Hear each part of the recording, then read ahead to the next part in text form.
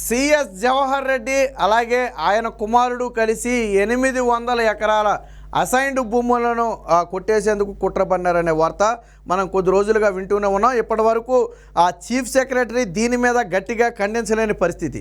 అటుపక్క బలమైన ఆరోపణలు చేస్తున్న నేపథ్యంలో ఆధారాలు కూడా ఉన్నాయి కాబట్టే సిఎస్ ఎటువంటి నిర్ణయం తీసుకోలేదు. కానీ అదే ఆధారాలు లేకుండా ఒక వ్యక్తి మీద ఇలాంటి ఆరోపణలు చేస్తే చీఫ్ సెక్రటరీ స్థాయిలో ఉన్నటువంటి వ్యక్తి ఊరికనే చూస్తూ ఊరుకుంటాడా? ఖచ్చితంగా దాన్ని కోర్టులో లీగల్గా చూసుకుంటాడు. వెంటనే అరెస్ట్ చేసి ఆధారాలు చూపించమని అడుగుతారు కూడా. కానీ ఇక్కడ సిఎస్ జవహర్ రెడ్డి ఆ ప్రయత్నమే చేయట్లేదు. అంటే వాస్తవాలు ఉన్నాయి కాబట్టి సిఎస్ జవహర్ రెడ్డి నోరు మెదపటం లేదు.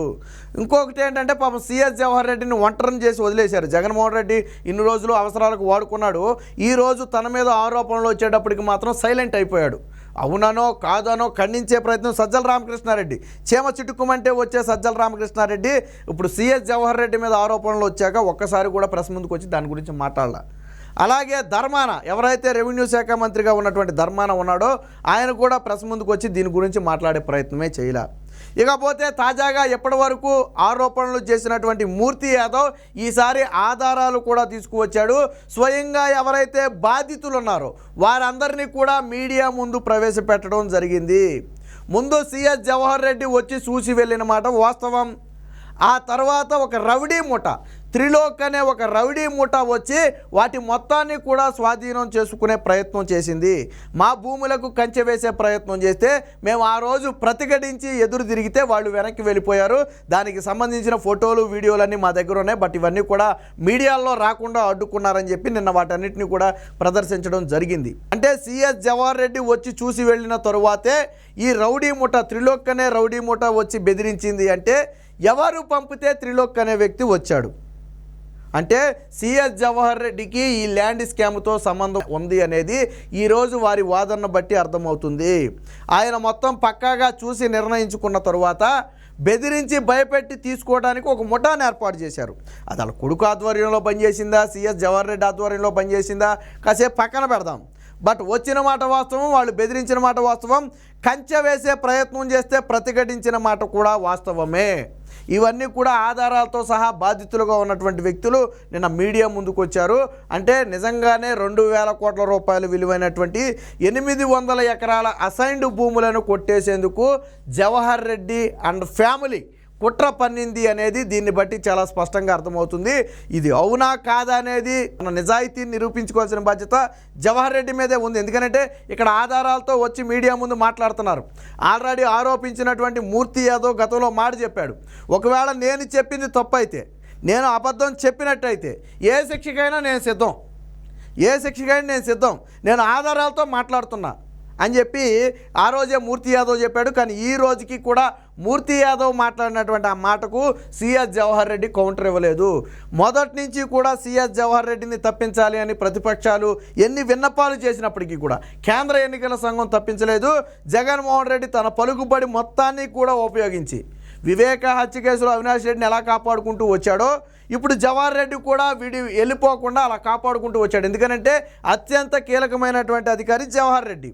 ఇప్పుడు వాస్తవానికి పవర్స్ అన్నీ ఎన్నికల కమిషన్ చేతిలో ఉన్నాయి, అంటే అధికారుల చేతిలో ఉన్నట్టు లెక్క.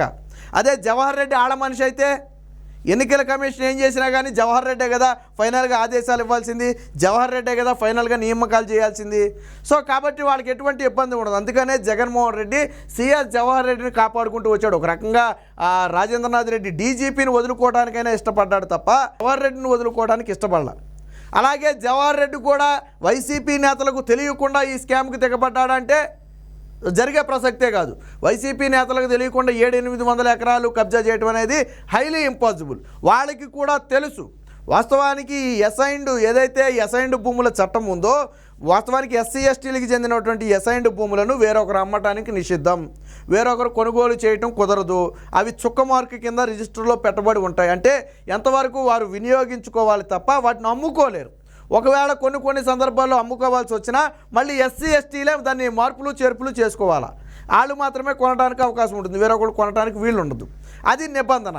అయితే జవహర్ రెడ్డి 596 అని ఒక జీవో తీసుకొచ్చాడు. ఏంటి ఈ జీవో అంటే 2003కు ముందు అసైన్డ్ భూములు ఏవైతే ఉన్నాయో, అంటే దాదాపుగా 20 ఏళ్ల ముందున్నటువంటి అసైన్డ్ భూములు ఏవైతే ఉన్నాయో వాటిని ఎవరికైనా అమ్ముకోవచ్చు. అంటే మీరైనా కొనవచ్చు, నేనైనా కొనవచ్చు. సాధారణంగా భూములు కొని ఎవరైనా అసైన్డ్ భూములు కొనుక్కోవచ్చు. ఆ చట్టం అది. ఆ చట్టం ఉద్దేశం ఏంటి, వాళ్ళు ఏమంటారంటే వాళ్ళు ఎవరైతే ఎస్సీ ఎస్టీలు ఉంటారో వాళ్ళు అవసరాలకు భూమి అమ్ముకుంటే లబ్ధి పొందుతారు కదా, ఆ ఉద్దేశంతోనే మేము ఈ చట్టం తెచ్చామని చెప్పారు. సరే, ఒక కోణంలో చూస్తే అది మంచిదే అనుకుందాం. కానీ కుట్ర కోణం కనపట్ల. మీకు అసలు కుట్ర కోణం ఏంటి, ఎప్పుడైతే అసైన్డ్ భూములు ఎవరికైనా అమ్మొచ్చు అన్నారో ఫ్రీ హోల్డ్ పట్టాలు ఇచ్చి ఈ ఎవరైతే జవహర్ రెడ్డి ఉన్నాడో జవహర్ రెడ్డికి చెందినటువంటి ముఠా లేదా జవహర్ రెడ్డి కొడుకు చెందినటువంటి ముఠా ఫ్రీ హోల్డ్ పట్టాలు ఇచ్చి మొత్తాన్ని రెడీలో పెట్టుకుని ఉన్నాయి. అంటే ఈ జీవో కంటే ముందే మీ భూమి మేము కొనుగోలు చేస్తాం, ఇదిగో దీనికి ఇంత ధర చెల్లిస్తామని ఒక అగ్రిమెంట్ లాంటిది అనమాట. ఫ్రీ హోల్డ్ అంటే ఒక అగ్రిమెంట్ లాంటిది చేసుకుని సిద్ధంగా ఉన్నారు. కరెక్ట్గా అంతా రెడీ అయిపోయి 800 ఎకరాలు సేకరించడం దాదాపుగా పూర్తయింది అనుకున్న తర్వాత జీవోని బయటికి తీసుకొచ్చారు. ఏంటది? 596 జీవో. పోనీ నిజంగా ఈ జీవో ప్రకారం మీరు భూమి కొన్నా దానికి రిజిస్ట్రేషన్ చేయాలి, నేను భూమి కొన్నా దానికి రిజిస్ట్రేషన్ చేయాలి. కానీ అన్ని ప్రాంతాల్లో అలా రిజిస్ట్రేషన్లు జరగల. కొన్ని ప్రాంతాల్లో మాత్రమే ఆ చట్టాన్ని ఉపయోగించి రిజిస్ట్రేషన్లు చేశారు తప్ప, ఆ జీవోను ఉపయోగించి రిజిస్ట్రేషన్ చేశారు తప్ప మిగతా ప్రాంతాల్లో చేయరా. ఇప్పుడు రాష్ట్రం మొత్తం మీద 1,00,000 ఎకరాలు అసైన్డ్ భూములు ఉండొచ్చు, లేదా ఒక 50,000 ఎకరాలు భూములు ఉండొచ్చు. వీళ్ళు ఎక్కడైతే భూములు కబ్జా చేశారో అక్కడ మాత్రమే రిజిస్ట్రేషన్లు జరుగుతాయి. ఆ సబ్ రిజిస్టర్ పరిధిలో మాత్రమే రిజిస్ట్రేషన్లు జరుగుతాయి. ఇప్పుడు మనం చెప్పుకునే భూమి అంతా ఎక్కడుంది? ఉత్తరాంధ్రలోనే కీలకంగా చెప్పుకునే విశాఖ పరిసర ప్రాంతాల్లో భూములు ఇవి. అంటే బాగా కాస్ట్లీ భూములు ఇవి. వాటిని ఫ్రీ హోల్డ్ పట్టాలు ఇచ్చి సిద్ధం చేసుకుని జవహర్ రెడ్డి ఒక చీఫ్ సెక్రటరీగా ఉన్నటువంటి ఒక అధికారి రాష్ట్రంలో ఏ మూల పర్యటించినా అది అధికారిక పర్యటనే. ప్రోటోకాల్ పాటించాలా, నిబంధనలు ఉండాలా, అది మీడియాలో రావాలా, ఆన్ రికార్డు ఉండాలా. కానీ జవహర్ రెడ్డి తెలియకుండా ఆఫ్ ద రికార్డ్ అంటే మీడియా కంట పడకుండా, న్యూస్లో రాకుండా, ఎక్కడ రికార్డులో లేకుండా ఆయన విశాఖ అనేక సందర్భాల్లో వెళ్ళొచ్చాడు. ఎందుకు వెళ్ళాడు? ఒక చీఫ్ సెక్రటరీగా ఉన్నటువంటి వ్యక్తి అనధికారిక పర్యటన ఎందుకు చేయాల్సి వచ్చింది? ఎందుకు భోగాపురం ఎయిర్పోర్ట్ భూములను పరిశీలిస్తున్న పేరుతో ఇతర అసైన్డ్ భూములను పరిశీలించాల్సి వచ్చింది? సో ఇక్కడ చూడండి, దీనికి సంబంధించి వార్త వచ్చింది, ఒకసారి చూద్దాం, వాళ్ళే చెప్తారు. ఇదిగో నిన్న మూర్తి యాదవ్ ఆ బాధితులు ఎవరైతే ఉన్నారో వారందరితో ఒక మీటింగ్ అయితే పెట్టి వాళ్ళందరినీ కూడా తీసుకురావడం జరిగింది. ఇక్కడ చూడండి, స్పష్టంగా చెప్పారు. ముందు సిఎస్ చూసి వెళ్ళారు, తర్వాత రౌడీ మోకలు వచ్చాయి.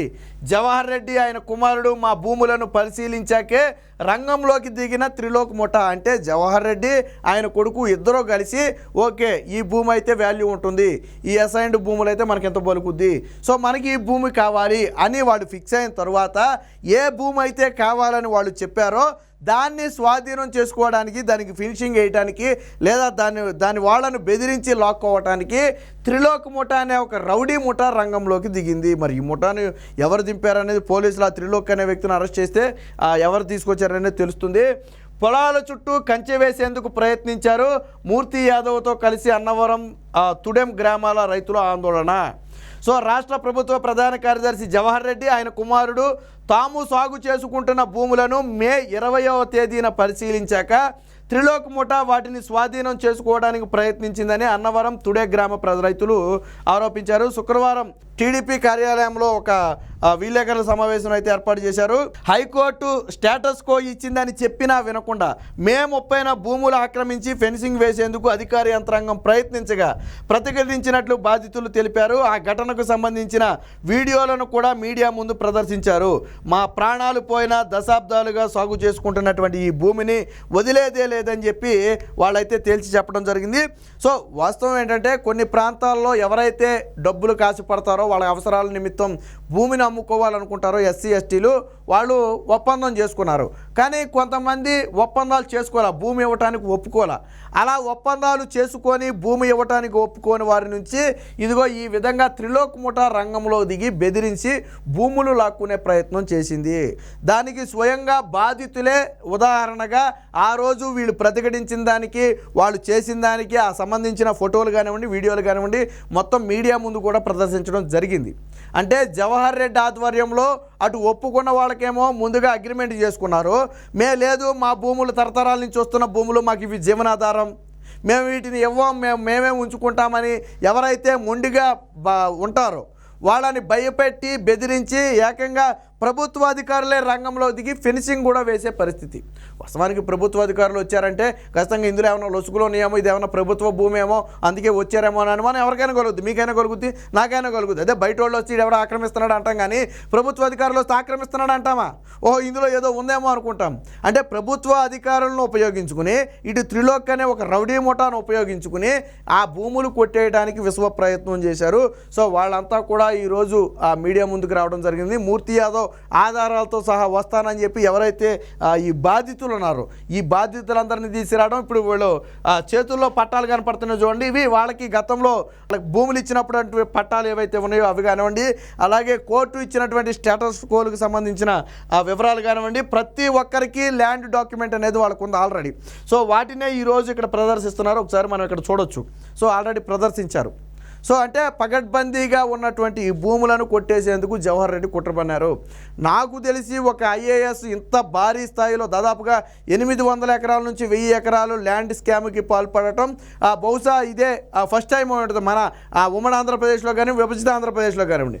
గతంలో ఎక్కడ పడితే అక్కడ సంతకాలు పెట్టి అనుచిత లబ్ధి జగన్మోహన్ రెడ్డికి కలిగించినందుకు గాను శ్రీలక్ష్మి ఐఏఎస్ శ్రీలక్ష్మి జైలు జీవితాన్ని గడిపింది. మనకు తెలుసు దాదాపు మరి ఏడాదే ఉందో జైల్లో ఉందో 6 నెలలో ఉందో తెలియదు, కానీ జైలు జీవితాన్ని గడిపి తీవ్ర అనారోగ్యం పాలయ్యి రకరకాల విమర్శలు ఎదుర్కొండే.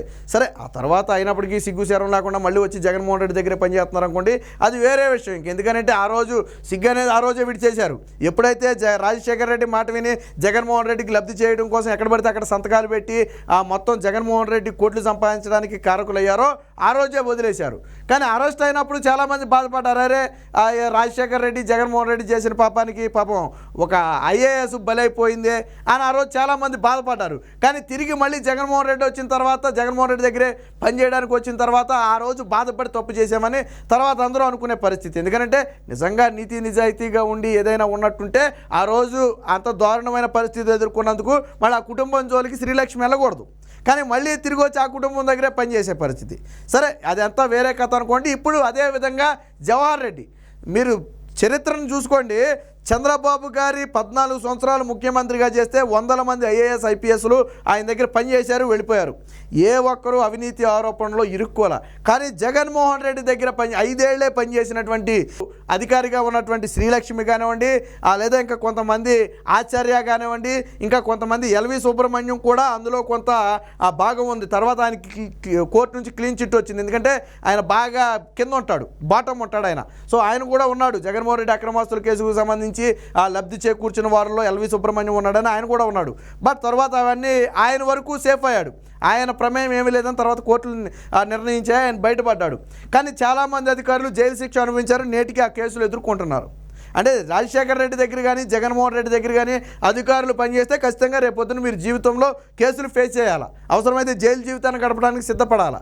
కానీ చంద్రబాబు గారి హయాంలో పనిచేసిన ఏ అధికారి కూడా అలాంటి పరిస్థితి లేదు. ఏది ఏమైనప్పటికీ మొత్తంగా జవహర్ రెడ్డి ఆయన కుమారుడు కలిసి ఈ అసైన్డ్ భూముల స్కామ్కు పాల్పడ్డారు అనేది ఈరోజు బాధితులు చెబుతున్న వాస్తవాలను బట్టి అర్థమవుతుంది. మరి సమాధానం చెప్పాల్సిన బాధ్యత జవహర్ రెడ్డికి ఉంది. మరి దీని మీద జగన్మోహన్ రెడ్డి ఫారెన్ నుంచి కూడా వచ్చేస్తాడు అంటున్నారు కాబట్టి మరి బహుశా వచ్చేసి ఉండొచ్చు. ఆయన నోరు తెరవాల. జవహర్ రెడ్డి చేసినటువంటి స్కాములో వైసీపీ పాత్ర ఏంటి, అలాగే మంత్రి ధర్మాన కూడా నోరు తెరవాల. అలాగే చీమ చిటుకుమంటే మాట్లాడే సజ్జల రామకృష్ణారెడ్డి కూడా సీఎస్ జవహర్ రెడ్డి అవినీతి గురించి ఖచ్చితంగా మీడియా ముందుకు వచ్చి మాట్లాడాలి. అసలు ఏం జరిగిందనేది ప్రజలకు తెలపాలి. ఒకవేళ దీని వెనక అధికార పార్టీ నాయకుల హస్తం ఉంటే వారిపై కూడా కఠిన చర్యలు తీసుకోవాలి.